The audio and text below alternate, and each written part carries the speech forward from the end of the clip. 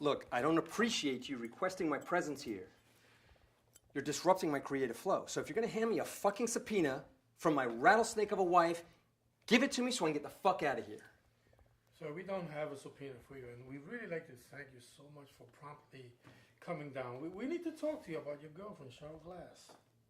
Correction there, Dick Tracy. Former fuck buddy and former manager, although she wasn't much of a fucking manager. Why? What? She get hit by a fucking bus or something? God, I could only hope.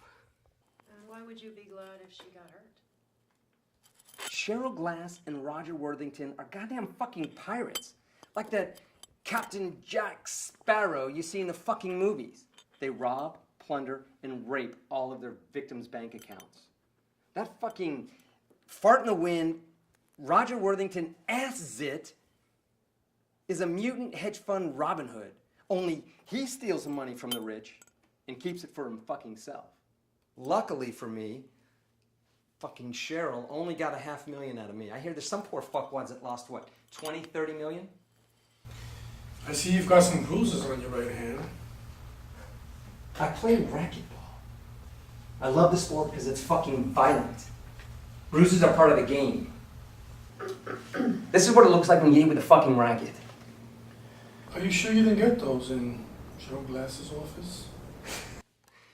Believe me when I say, if I was in that bitch's office, she would have all the bruises on her. If anybody deserved to get their ass whooped, it's that bitch. Is there anybody else that you think might be happy to see her hurt? How about half the fucking phone book for starters? But to be a little more specific, let's see. We got her current live-in, Roger Worthington. That guy's a fucking thieving rat who would cheat on Cheryl at any moment, any chance he could get. You got her worthless piece of a shit ex-husband, Omar, the Sultan of duh. You got her stepson, butthole that he is a fucking drug addict who will sell his own fucking blood at any moment just to get high. You got at least 8 of her clients right now that are in current lawsuits with her. And then you've got the dozens of actors and actresses, and she doesn't discriminate, that she's fucked literally and then tosses them out like they were yesterday's trash. And when was the last time that you saw her, Mr. Wildman? You mean socially or sexually? What's the difference? You tell me. With Cheryl, there's none. But I will tell you, about a week or two ago, she called me in the middle of the night. She's all fucked up. It's, I don't know, about 2 in the morning. She's calling me from this bar off 11th Street. You probably know the bar. It's all fucked up. Tells me to send my limo, even better, send my limo over, bring her back to my place because she wants to, and get this, fuck me for old time's sake. Says she's all fucking rock and roll horny. And did she? It was very nice. I was very polite, very cordial. I thanked her for her generous offer of pussy instead of money. Suggested she go out and play in traffic. Nice. Wished her all the bad luck in the world. And then promptly popped the battery out of my fucking phone because it was contaminated. I appreciate you coming in. So I'm going to get right down to it, to the point, okay? Go for it, Sherlock. Mr. Wildman, when we first spoke and we given you information regarding Cheryl Glass's death, do you remember we asked you when you had last seen her? Do you remember what you had mentioned to us? Absolutely. I said I hadn't spoken to the Baroness of bullshit for months. She was obviously avoiding me, so that fucking pissed me off.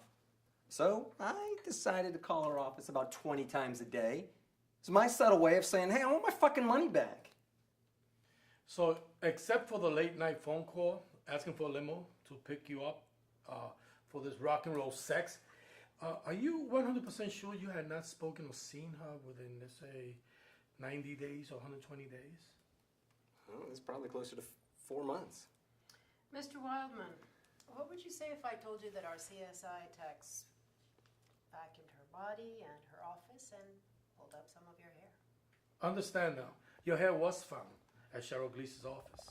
And according to our hair experts, they estimate that based upon the decomposing follicles and the conditions of the follicles at the microscopic level, your hair had only been there for 1 month, if that long. What do you say about that? Am I a fucking suspect? Everyone is a suspect. You can do better than that. Come on, Chief. Sounds like a bad line from a Dirty Harry movie. Come on, what's going on here? Do you really think that I murdered Satan's daughter? You weren't exactly her BFF, now were you? Okay. I see where this is going, and I'll tell you why my fucking hair was in that bitch's office. Although I still cannot figure out why hair just falls off a body. But you have to understand, I was fucking pissed off. And I was gonna do something vengeful with that piss. So I paid her super $100 to let me in the office after everyone had gone. I snuck in, and I did it. You did what? I filled up on about a gallon of beer that night. I was fucking pissed off. I snuck in there. No one saw me. And I fucking pissed all over her office. I pissed on the floor, the couch, her desk, the chair. I pissed on the fucking walls. I made that office my fucking personal urinal. So that's where the urine stains came from. They're still there? Fuck! Beautiful! This woman is a fucking...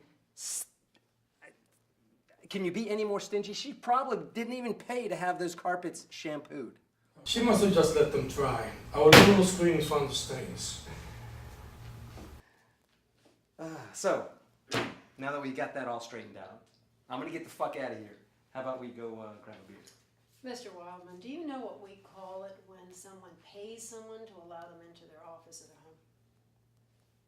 I don't know, a secret? Well, actually, we here at your friendly neighborhood police station, we refer to it affectionately as breaking and entering, a possible felony.